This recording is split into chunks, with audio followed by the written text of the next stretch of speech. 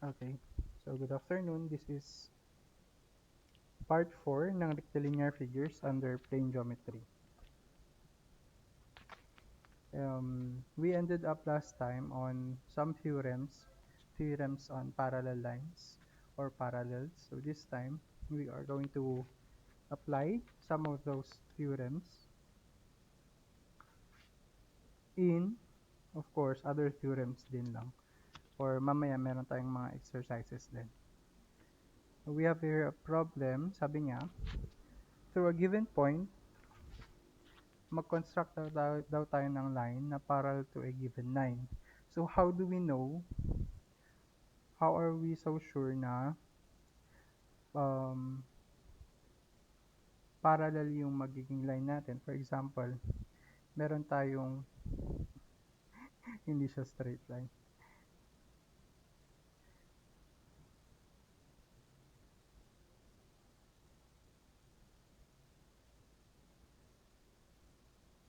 Assume nyo na lang straight line yan, no? Medyo low-tech lang yung ano natin, writing tablet natin. So, for example, meron tayong line, L1, and then, magka-create ka ng new line daw na dadaan kay point P, and make sure dapat parallel yung create mong line dun sa given L1, and at the same time dadaan siya dun kay point P. So basically, ang gagawin lang natin dito to solve that or to make sure na parallel yung lines natin is of course gagawa ka ng line na dadaan dun sa point P. Ito ang ating magsisilbing transversal. Okay? Transversal is yun yung line na mag-intersect dun sa two parallel lines. Okay. Then, of course, i-measure mo yung angle 1 or yung angle made from by the transversal line and one of the lines, L1. So, sabihin natin angle 1 yan. And then, next is, gagawa ka na ngayon ng line na parallel dun sa P, L2.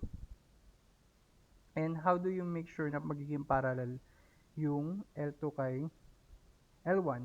Gagawin mo, sa pag-construct mo ng line na L2, make sure mo na dapat yung angle nung line 2 kay transversal T is equal lang din dun sa ating angle 1 should be equal to angle 2. Okay? Para ma-make sure na parallel sila. Bakit? Na-discuss natin last time to. Dun sa theorems on parallel lines, magiging parallel lang yung dalawang linya kung yung corresponding angles nila, which is 1 and 2 are corresponding angles, are equal. So, since equal yung corresponding angles, make sure mo na equal yung corresponding angles, angle 1 and angle 2, then, line 1 and line 2 are parallel. Okay. Dahil yan dun sa theorem na kapag equal ang corresponding angles ng dalawang lines cut by a transversal, ibig sabihin nun, parallel yung dalawang lines. So, yun lang po yung solution dyan. Gagawan mo lang siya ng angle or corresponding angle equal siya dun sa angle 1. Any questions?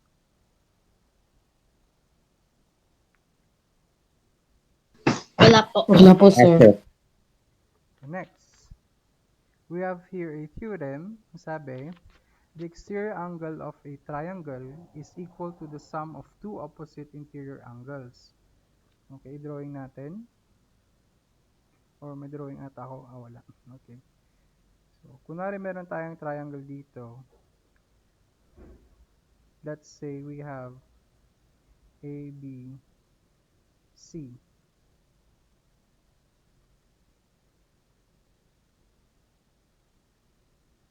Burahin ko lang yung ano. Ay, ba't nabura lahat?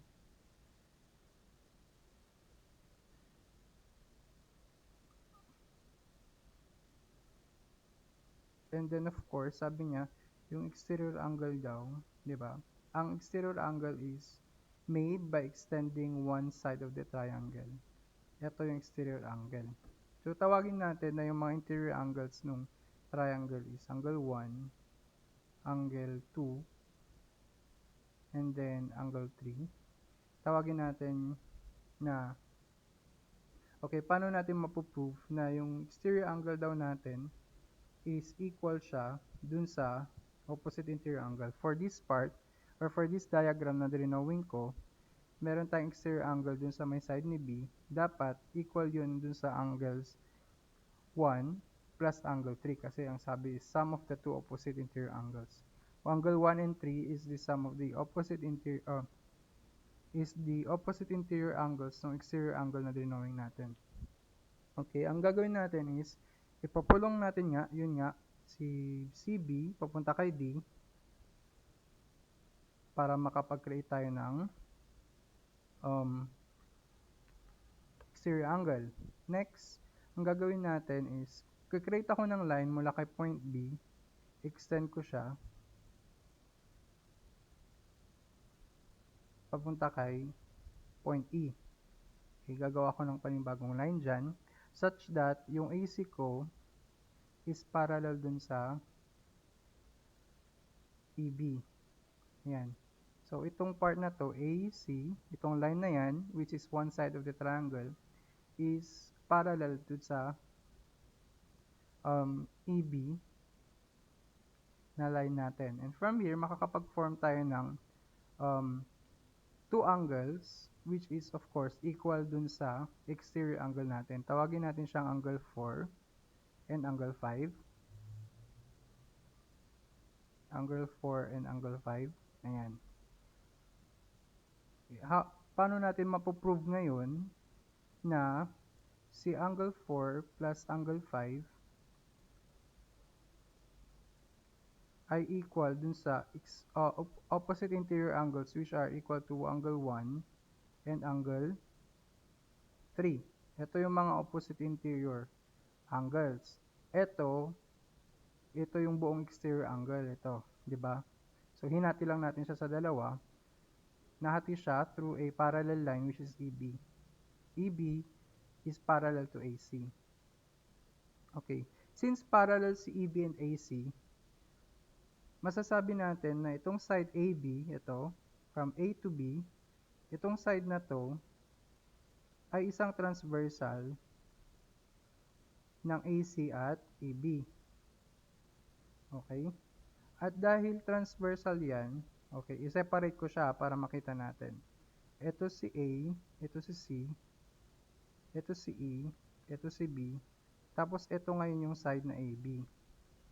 Ayan yan. Ito yung angle 1, ito yung angle 4. Diba? Kung parallel si AC and EB, ibig sabihin, itong line na to, which is AB, yung side na AB ay isang transversal. At kung transversal yan, anong relasyon ni angle 1 kay angle 4? They are equal because ang tawag sa kanila ay alternate interior angles. Tama? So, angle 1 is equal to angle 4 because they are alternate interior angles ng two parallel lines cut by a transversal. Here, ang transversal natin is AB. Next, ang susunod natin gagawin is i-consider naman natin yung angle 5. Saan naman kaya siya mag-equal? Still, considering yung dalawang lines na parallel na yan, AE, AC, at saka EB, pasensya na sa drawing,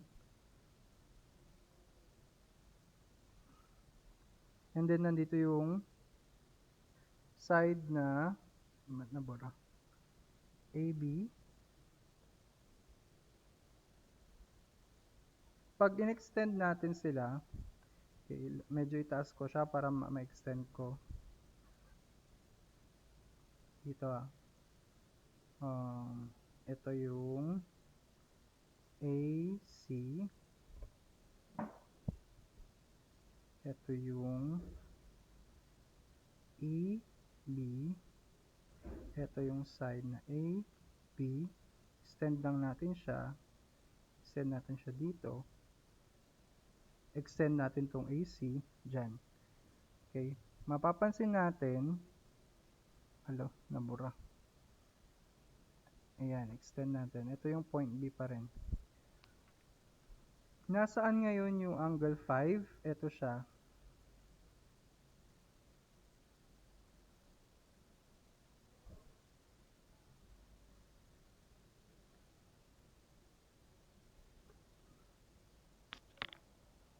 Okay, paano ngayon yan mag-i-equal dun sa angle 3? Given na AC is parallel to EB,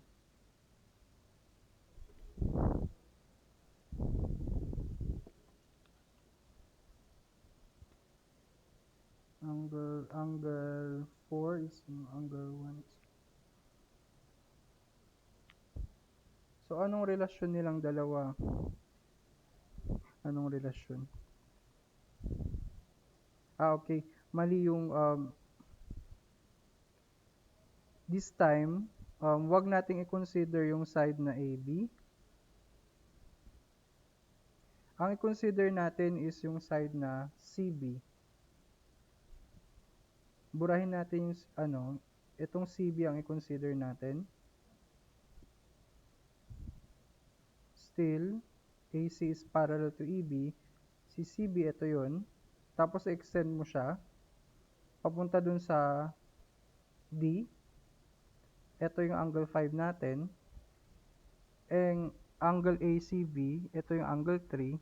Pag in-extend natin yan, makikita natin na still we have two parallel lines, AC and EB, na in-extend. Tapos, ang transversal na this time is side CB nung triangle. Siya na ngayon yung humati at nag-intersect dun sa dalawang parallel lines. And from here, since parallel sa AC and EB at transversal po yung CB, papunta ring D, CD, masasabi natin na angle 3 is equal to angle 5. Right? Bakit? Anong tawag sa kanila? Tawag sa kanila ay, kagaya dun sa aming problem number 1, corresponding angles yan. So, itong angle 3 and angle 5 ay corresponding angles. Sa angle 1 and angle 4, kanina ay alternate interior angles. And na-discuss yan last time na meeting natin, kapag alternate interior angles ng parallel lines, equal po lagi. Ang corresponding angles ng dalawang parallel lines cut by transversal, equal din po. So, angle 1 equals angle 4 and angle 3 equals angle 5. Since dito sa original hypothesis natin, that angle 4 plus angle 5, which is the sum, pag pinagsama natin is yun yung mismong exterior angle. Pag pinalitan natin sa angle 4 dyan, which is equal to angle 5, magiging angle 1 siya, plus yung angle 5 equal siya sa angle 3, so angle 3. Therefore, na-prove mo that angle 1 plus angle 3 parehas nga sa angle 1A plus angle 3. And therefore, yung exterior angle ng isang triangle ay equal dun sa sum ng two opposite interior angles.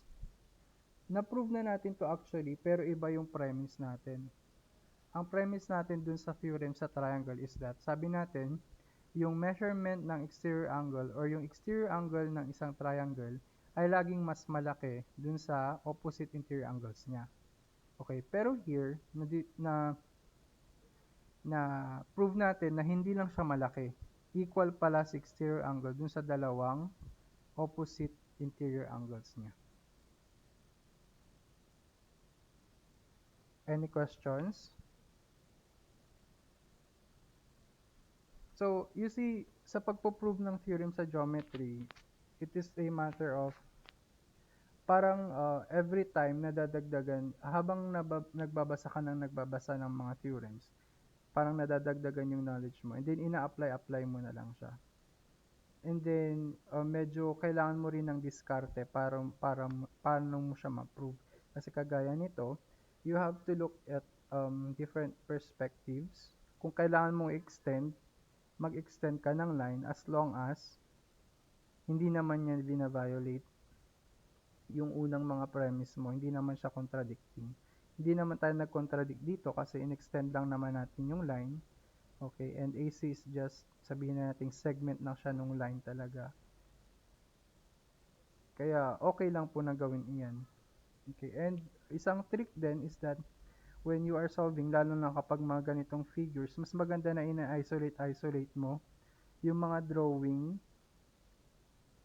Although time consuming siya, pero mas mafo-focus ka dun sa perspective or dun sa hinahanap mo lang talaga. Okay, i-redraw mo siya if possible kung may time.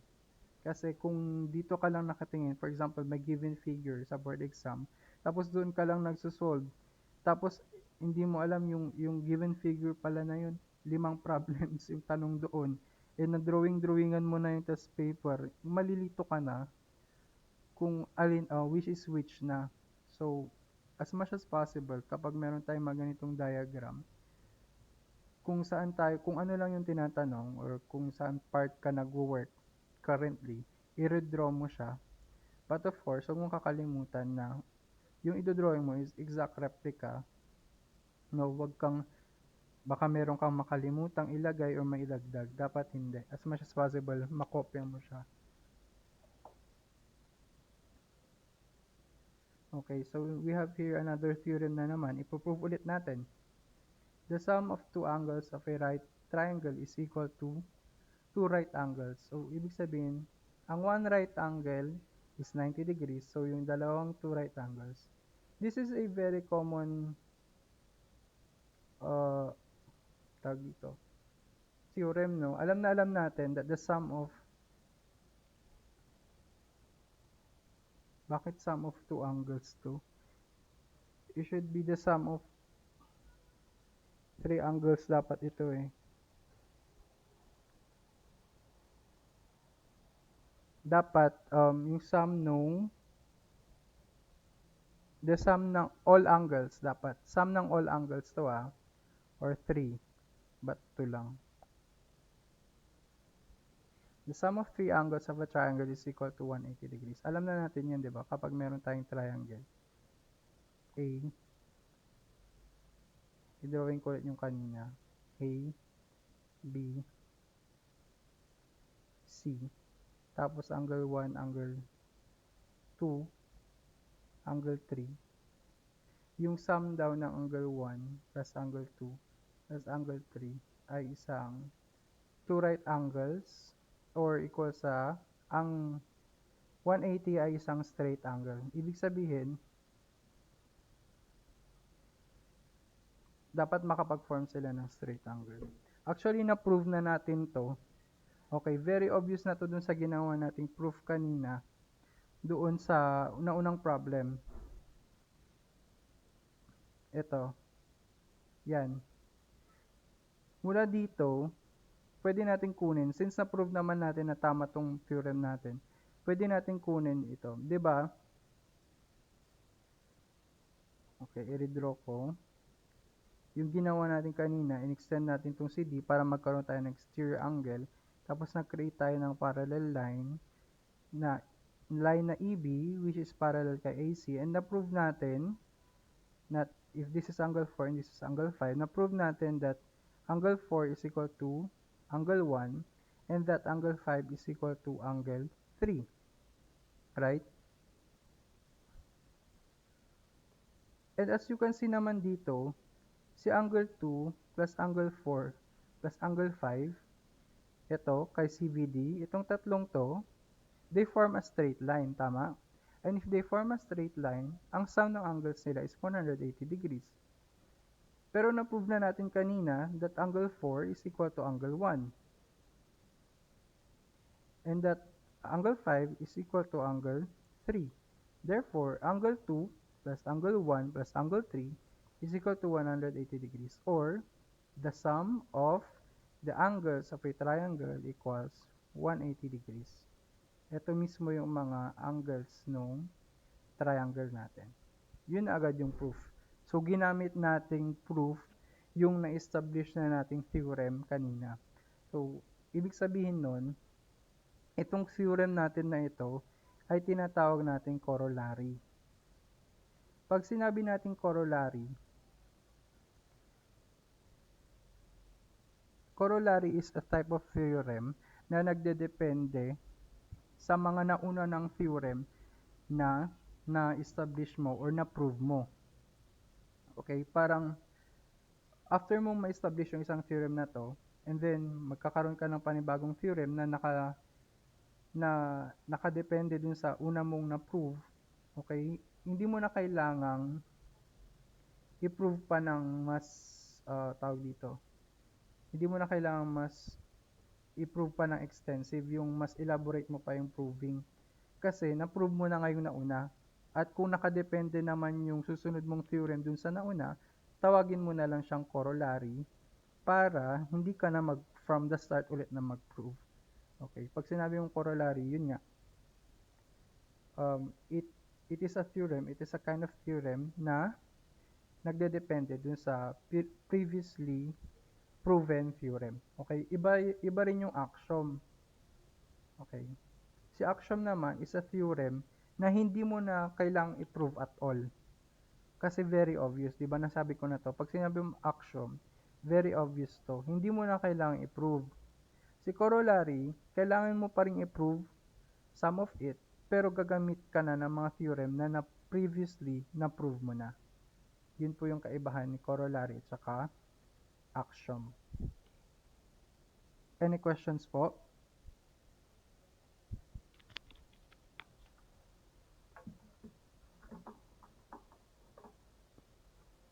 Wala po.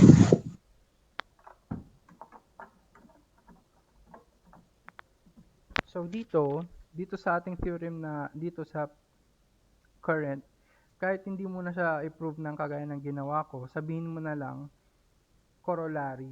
Ganun na lang. I-corollary to the previous theorem. So understandable na magbe-base ka or titingin ka dun sa naunang theorem muna. Or it is also a tawag dito,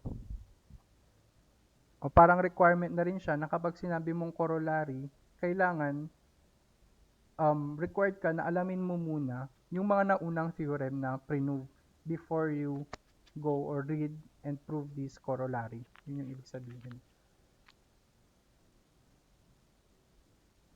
Okay, dito tayo sa mga exercises. Itong exercise na to, galing pa ata siya dun sa unang, yung previous discussion natin about lines. Sabi dito, line M is parallel to line N and also parallel to line T. So we have three parallel lines cut by a transversal line. Tawagin na natin siyang T, yung transversal line. And tanong dyan is, kung sa angle 1 daw ay 30 degrees, kunin natin yung the rest of the angles.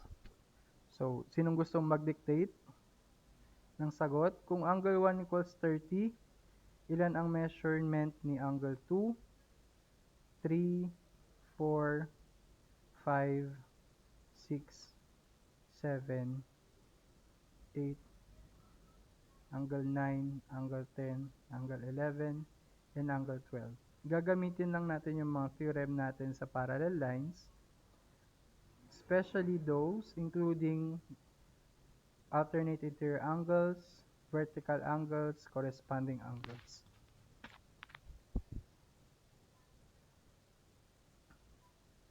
Hello? Okay. Kung si angle 1 ay 30, ito yon. Ilan si angle 2? Angle 1 and angle 2 form a straight line. Okay. Mas mabilis actually na ganito na lang. Hanapin mo yung mga vertical angles kasi, 'di ba? All vertical angles are equal. All tag dito, alternate interior angles are also equal. Si angle 1 and angle 11 are vertical angles. Ibig sabihin, equal si angle 1 kay angle 11. So, 30 degrees din po si angle 11. Next, alternate interior angles are equal. Consider natin itong si line M and si line N. Cut by transversals T. 3 and 11 are alternate interior angles and alternate interior angles are equal. Therefore, kung ilan si angle 11, yun din si angle 3. Kaya angle 3 is also 30 degrees. Consider line L and the transversal T. Kung si angle 3 ay 30, si angle 9 is also 30 degrees kasi again, they are vertical angles. So, angle 9 is also 30 degrees. Again, consider line N and P. Si N and P naman, angle 9 and angle 5 are, ano, they are alternate interior angles and they are equal. So, kung ilan si 9, yun din si 5. Therefore, angle 5 is also 30 degrees. And lastly, consider line P at saka yung transversal T. Angle 5 and angle 7 are vertical angles. Therefore, angle 5 is equal to angle 7, which is equal to 30 degrees. Okay, kalahati na yung nasolve natin. 1, 2, 3, 4, 5, 6. Meron pang kalahati. Paano natin kukunin yung kalahati? Angle 1 and angle 12, they form a straight angle. Ibig sabihin, they are supplementary. Na-prove na natin yan.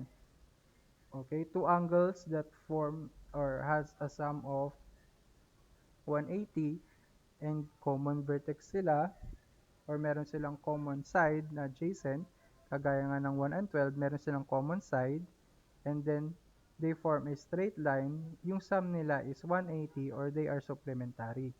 So, ibig sabihin, kung 30 ito, 30 si angle 1, para maging 180 at straight angle si angle 1 and angle 12, ima-minus mo yan sa 180. 180. And therefore, 12 is 150 degrees.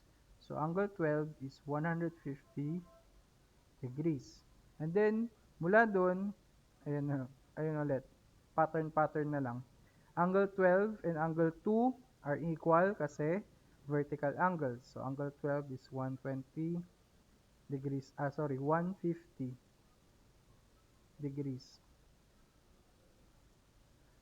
Angle 2 is equal to angle 10 kasi they are alternate interior angles of line L and line M and N cut by transversal T. So, angle 10 is also 150 degrees. Angle 10 and angle 4 are vertical angles. Equal lang din ulit sila. Kaya 150 lang din. Angle 4 and angle 8 are alternate interior angles of line N and P. Therefore, again, 150 lang din si angle 8. And lastly, angle 8 and angle 6 are vertical angles. So, 150 degrees lang din si angle 6. See? Dalawang klase lang pala ng angle meron tayo. 30 or 50 lang. Kasi, it's either equal or supplementary lang. Kung gusto mong i-check yung sagot mo, maghanap ka ng angles na ito, si 3 at 10 dapat straight angle. So, dapat si 3 at 10, 180. 3 and 10, 30 at saka 150. 180. Tama yung sagot mo. Ganon din si 4 at 9. 4, 150, 9, 30. 180 rin. So, you can check all you want, pero tama na yung ating sagot. Any questions for exercise number 1? None. None. Okay. Galit po si Lady. Galit siya, galit. Sir, wala po. Stress lang. Angle 2. Angle 2 tuloy. Example number 2. Ayan. Nahuhuli yung tanong. Find if L1 is parallel to L2 and if angle 2 equals 5 times angle 1. Find angle 4 and angle 3.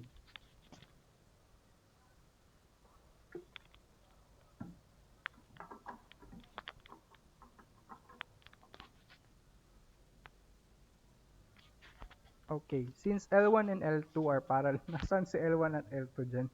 Obviously, eto si L1. Okay, tawagin na natin itong si L1, L2, tapos ito yung T, yung transversal nila. Kung meron tayong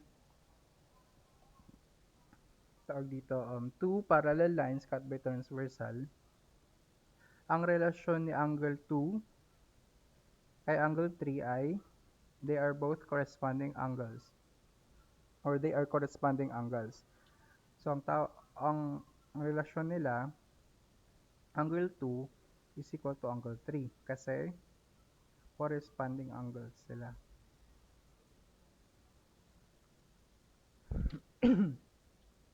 And also, angle 1 and angle 4 are equal kasi they are also corresponding angles.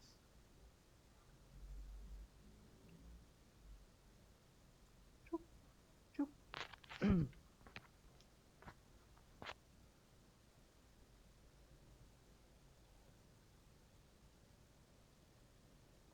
And then, another relationship na kailangan natin ma-highlight is yung tungkol sa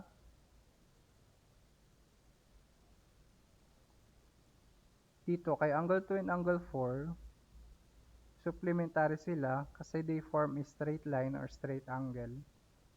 This is also true for angle 1 and angle 3. So, ang pinapahanap sa atin is angle 4 and angle 3. Unahin natin sa angle 4.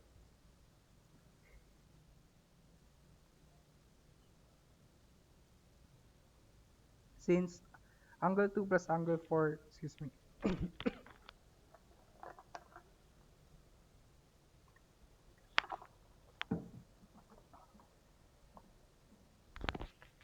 since angle 2 and angle 4 are 180, dito tayo dito itong working ano natin, working equation. Angle 4 equals 180 minus angle 2. Nakakainis. Tinanspose ko lang sa angle 2. But angle 2 is 5 times angle 1, tama? Ito yung given relationship nila. Therefore, angle 4 equals 180 minus 5 times angle 1. Ay, dapat pala hindi ko na transpose, pero sige, ituloy ko na lang, panindigan ko na lang. Pero sabi natin, si angle 1 and angle 4 are corresponding angles. Therefore, angle 1 is equal to angle 4. So, angle 4 equals 180 minus 5 times, pwede kong palitan si angle 1 dito ng angle 4 since equal naman sila. And then, itatranspose ko ulit ngayon si 5 bar angle 4 na dapat hindi ko ginawa on the first place equals 180. Naging positive siya. So, parehas yan na angle 4. And therefore, 5 plus 1 na bar angle 4, that is 6. 6 bar angle 4 equals 180. So, dito ko na isulat I can divide 6 on both sides of the equation. Divide by 6, divide by 6. At nakuha natin that angle 4 is equal to 30 degrees. Any questions? Sir, Oh, ay, wait lang. yes. Sir, saan po nakuha yung 1, yung pinlas po sa 5? Kasi ito, parang, ayan, isipin mo na si angle 4x yan. So, para siyang x plus 5x equals 180. So, x plus 5x, 6x. Parang ganyan siya. Dito siya nanggaling. Isang angle 4 plus 5 angle 4. 6 na angle 4. Gets? Yes, sir. Thank you po. nakakalito talaga ito minsan kasi pag hindi variables ang ginagamit, eh ito yung nasa libro kaya sorry na agad. Okay, paano ngayon natin kukunin si angle 3? Okay, sinabi natin kanina dito na si angle 1 and angle 3 are 180 or they form a straight angle. But angle 1 is also equal to angle 4 kasi corresponding angle sila. Therefore, mula dito sa equation natin na to, palitan ko lang sa angle 1 again ng angle 4 plus angle 3 equals 180. Transpose ko si angle 4 magiging 180 minus 180 degrees minus angle 4. Na-solve na natin kanina si angle 4 and that is equal to 30 degrees. Kaya minus 30 degrees ito. And therefore, angle 3 is equal to 150 degrees. Paulit-ulit lang sa 30 and 150. So, yun na yung final answer. Angle 3 and angle 4 are 150 degrees and 30 degrees respectively. Any questions? Wala na po. Okay. Next exercise, number 3. Find each angle of an equiangular triangle. Napakadali. Pag sinabi nating equiangular, di ba, equal ang sides nung, angles. So, equal angles ng triangle. So, kung meron kang triangle na ganyan, equiangular yan, kung x is yung angle ng isang side, so dapat pare-pareha sila kasi nga equiangular. Eh di ba na-solve na natin at na-prove natin na ang sum ng angles ng triangle ay 180, kaya x plus x plus x equals 180. And x plus x plus x is 3x. Divide tayo ng 3. And therefore, each angle is equal to 60 degrees. And equal yan sa lahat. Basic lang. Question? Wala po. Okay. Let's move to number 4. If in triangle ABC, AB equals AC and angle A equals angle B plus angle C, find each angle. Okay, drawing muna tayong triangle.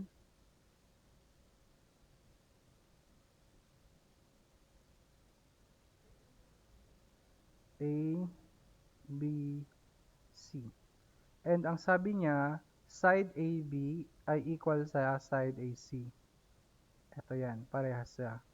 Tapos, yung angle A ay equal dun sa sum ni angle B and angle C. Find each angle. Okay. Alam natin yung sum ng angles ng triangle dapat equal yan sa 180. And alam din natin na si angle A ay equal sa angle B plus angle C. Sinabi niya yan, given condition. So, si angle A dito, pwede nating palitan ng angle B plus angle C plus angle B plus angle C, yun yung original, equals 180. So, meron tayong dalawang, bakit nag-next? Ayun, meron tayong dalawang angle B, tapos meron din tayong dalawang angle C, which is equal to 180. Pwede kong i-factor out si 2. So, 2 times angle B plus angle C equals 180. So that, 180 degrees, nakakalimutan ko lagi sa degrees. So that, I can divide by 2 and alam ko na ang sum ni angle B and angle C ay magiging 180 divided by 2 is 90 degrees. Okay, pero wala pa tayong nasa-solve. Alam lang natin na sum nila is angle B and angle C. Okay, gamitin natin yung isang kondisyon. Ang sabi niya, side AB ay equal sa side AC. Kapag ang isang triangle is meron dalawang side na equal, ang tawag natin sa kanila ay isosceles. Tama ba? Isosceles triangle yan. kapag dalawa sa sides ng triangle ay equal. And na-prove natin din sa mga previous nating discussion na sa isang isosceles triangle, yung angles opposite nung dalawang sides na equal ay equal din. So dito, si angle B at saka si angle C dapat equal din. Kasi isosceles triangle siya. Pero angle B plus angle C is 90. And since isosceles siya, angle B is equal to angle C. So, pwede mong palitan si B or si C dyan kasi parehas lang din naman sila. Ibig sabihin, okay, palitan ko na lang si angle B. Since angle B equals angle C, si B dito, pwede natin palitan ng angle C plus angle C, and that is equal to 90 degrees. Dalawang angle C, so 2 times angle C equals 90 degrees. Divide by 2, and therefore, angle C equals 45 degrees. Yun na yung isang angle. But angle B is equal to angle C. Nasolve mo na si angle C, which is 45. So, yung angle B mo ay 45 din. Paano mo na ngayon kukunin si angle A? Dun sa given condition na angle A equals angle B plus angle C.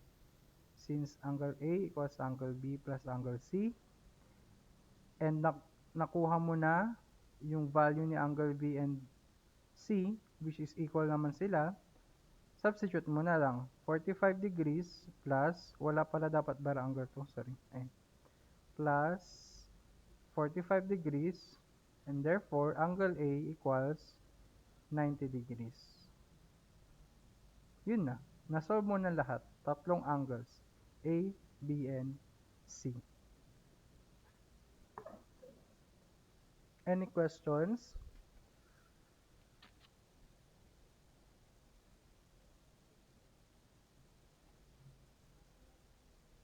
Anggap po, sir. Hangga po. Okay. Last ata ito na exercise, and then meron ulit tayong theorems. Alas dos na. Okay. If in the figure, angle AB is side AB equals side AC, and angle 4 equals 120, find angle 1, angle 2, and angle 3. Okay, paano natin gagawin iyon? Sulat na natin sa angle 4 dito na 120. Si AB at si AC, ito yan, AB, AC, ay equal. And again, anong mangyayari pag equal yung dalawang sides ng triangle? Isosceles. At kapag isosceles, yung angles opposite the sides that are equal are also equal. So dito, angle 1 is also equal to angle 2. Ito at saka ito ay equal. So angle 1 equals, andito na, angle 2. And then, ano na ulit yung na-prove natin kanina? As you can see, si angle 4 ay exterior angle. Tama? Ng triangle na ABC. And na-prove natin kanina na ang exterior angle ay equal sa sum ng opposite interior angles. So, therefore, si angle 4 ay dapat equal sa nasaan yung opposite interior angles. Ito, yung dalawang hindi niya katabi. Kasi katabi niya si 2. Ang opposite is yung hindi niya katabi. So, opposite is 3 and angle 1. Therefore, angle 4 is equal to angle 1 plus angle 3. And angle 4, as given naman, equal yan sa 120. Therefore, angle 1 plus angle 3 equals, pwede mong palitan si angle 4 dito ng 120 degrees.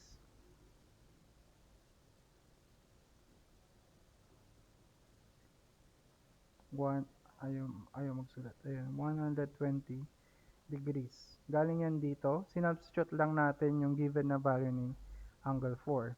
Okay, wala pa rin tayo nasusolve. Alam natin that angle 1 plus angle 2 plus angle 3, which is or which are the angles of the triangle, equal dapat yan sa 180. Okay? Proven na that the sum of the angles of a triangle equals 180. But angle 1 plus angle 3 ay 120. So i-arrange ko lang siya para makita nyo. Pagpapalitin ko lang ng position sa angle 2 at 3. And from here, makikita natin na itong angle 1 plus 3 na yan is na meron na tayong equation para dyan. Ang sum ni 1 and 3 or angle 1 plus angle 3 ay equal sa 120. So, itong angle 1 plus angle 3, papapalitan natin yan ng 120 degrees. Plus angle 2 equals 180 degrees. So, pwede na ngayon natin ilipat yung 120 na yun para si angle 2 na lang ang matira. Dito ko na lang isulat. So, angle 2 now is equal to 180, nasa kabilang side pa rin. Yung 120, ililipat mo na kaya magiging negative 120 na yon. So, ang negative 2 na natin is 180 minus 120 and that is 60 degrees. Okay, actually pwede rin mo. Ang haba na naman ng Sir, sulat ang dito. shortcut, 180 minus 120. Hindi. Kasi, hindi nyo man sinasabi. Straight angle siya, di ba? Bobo. Yes, sir. Bakit ba? Okay, that's one way. And since angle 1 is equal to angle 2, then angle 1 is also equal to 60 degrees. Diba? And from here, nakuha mo na 60 degrees din sa angle 1. So dito, yung angle 1 plus angle 3 na equal sa 120, palitan mo na ng 60 sa angle 1 para ma-solve si angle 3, which is 120 minus 60, and therefore angle 3 equals also 60 degrees. Ayun, 60 pala lahat, pinagod pa niya ako. Hindi niya na lang sinabi. Ayan, 60, 60, 60. Pero yun nga yung shortcut. Very good. Itong si angle 2 and angle form is obviously form a straight line kasi of interior angle yan, tapos adjacent siya dun sa exterior angle niya which is 120. And since that is a straight angle, 180 yung sum nilang dalawa. 120 na to, di 60 na lang yung natira dito. Sir, pwedeng ganyan. Predicted na lang yung Mm-mm. pag proving, hindi na ipoproof. Oo. Pwede naman, hindi niya naman sinabing i-prove. Tapos, ang sabi niya pa, AB is equal to AC. So, isosceles siya. Kung isosceles, at ito yung dalawang sides na equal, therefore, si angle 1 ay equal nga si angle 2. Kaya 60 din ito. 60, 60. Siyempre, 180 yung sum ng 1, 2, and 3. Ilan na lang ang matitira sa kanya kay angle 3? 60 na lang din kasi 180 minus 60 minus 60. Dito kasi ang ginawa ko is in-apply ko lang naman yung mga naunang theorems natin. So, exercise lang kasi siya. Any questions? None, sir. Okay. So, it's already 2:15. Ang target ko, 2:50 lang talaga tayo kasi yung try ko natin. Pero sige, extend na lang natin ng konti.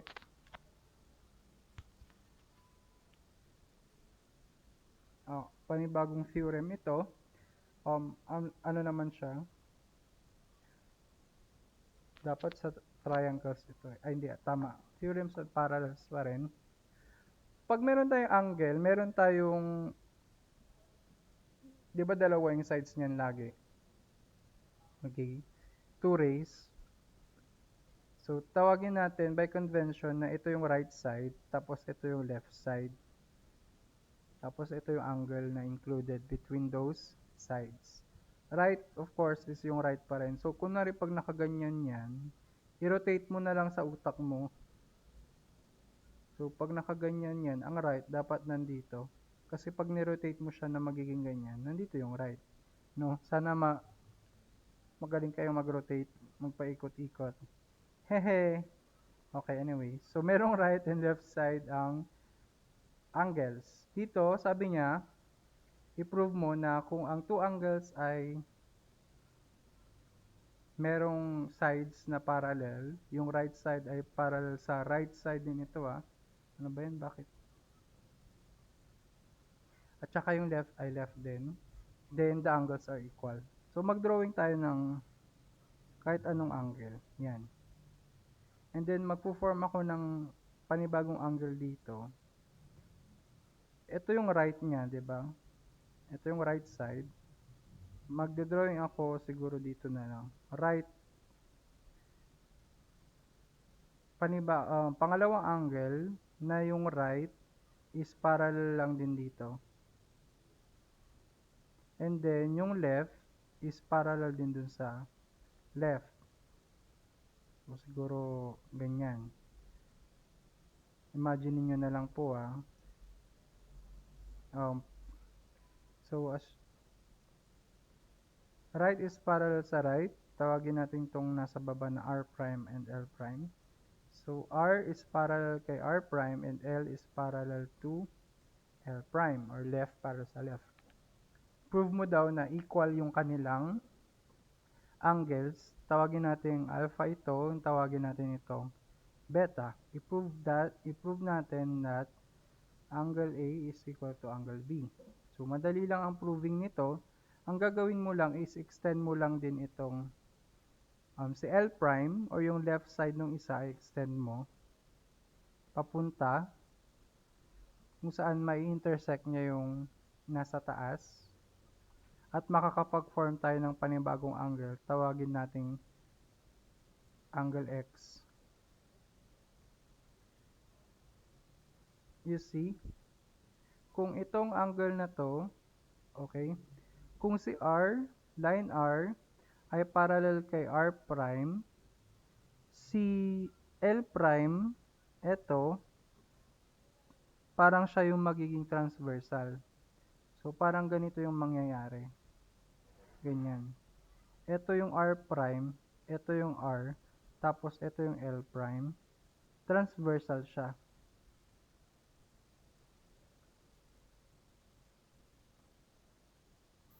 Tama? At kung ito ay angle B, tapos ito ay angle X, as you can see, it's very obvious na alternate interior angles si B and X.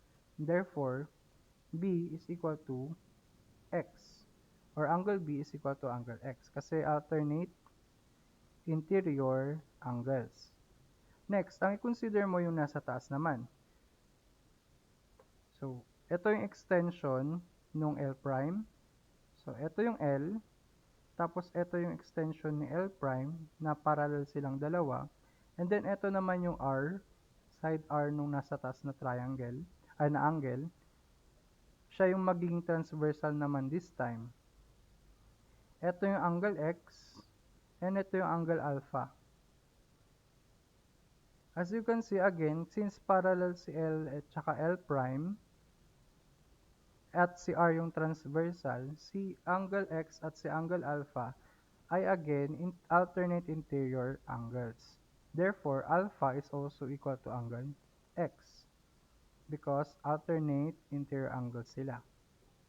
And, alam na natin, kapag two angles ay equal sa same angle, therefore, the two angles are also equal. So, si alpha is equal to angle beta. Yun lang po yung proof for this theorem. So, you can see, nag-extend na naman. No, pag ganyan talaga, pag nagpo-prove, kung kailangan mag-extend, extend lang. Gawin lang wild ang imagination.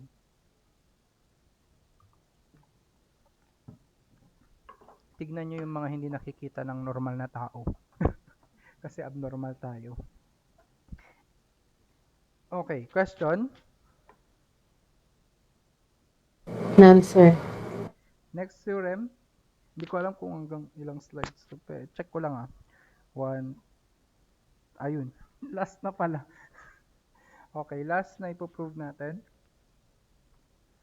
If two angles have their sides respectively perpendicular naman, right, ano daw, sides are perpendicular. Right to left to ah. Hala, bakit ang laming typo? Tapos ito, left to right. Okay, drawing ko na lang. For example, meron tayong ganyan. Ito yung right nung isa, ito yung left nung isa. Tapos meron tayong isang angle. Sabihin na natin ganito. Ito naman yung itsura niya. Ito, ayan. Ito naman si R prime, tapos ito si L. Ano ba yan? Tapos ito naman yung left prime. Baliktad. Ito yung left prime, right prime. I-rotate nyo na lang yung ulo nyo. So, ito yung angle alpha natin. Ito yung angle beta. Kapag perpendicular daw yung right kay left, tsaka left kay right, or kapag perpendicular si right kay L prime, tsaka right, R prime kay L, equal naman yung angle. So, para ma-prove mo ito, extend mo si L prime, dahil perpendicular siya, may pakita mo lang dapat na perpendicular. Okay? Then, extend mo din itong R prime, tapos, yan, para maipakita na perpendicular siya. And then, as you can see, itong angle na to at ito ay vertical angles, tama? At kapag vertical angle yan, equal yan. Ito, tawagin na natin siyang x. Okay.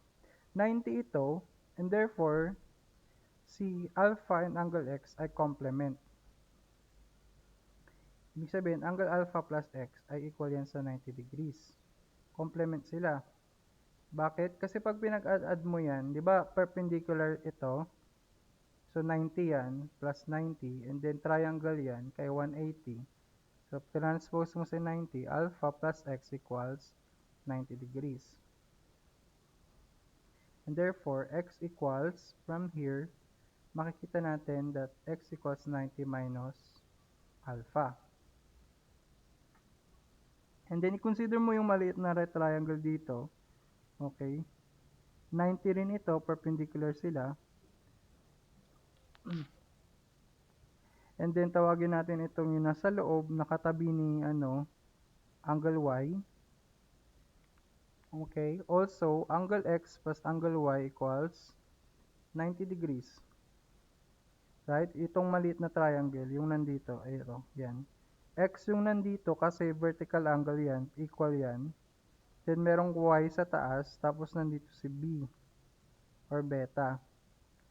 I-prove mo na angle alpha equals angle beta, hindi ko nasabi. Then, 90 yan. Therefore, complement ulit, x plus y is equal to 90 degrees, and therefore, x equals 90 minus y. Okay?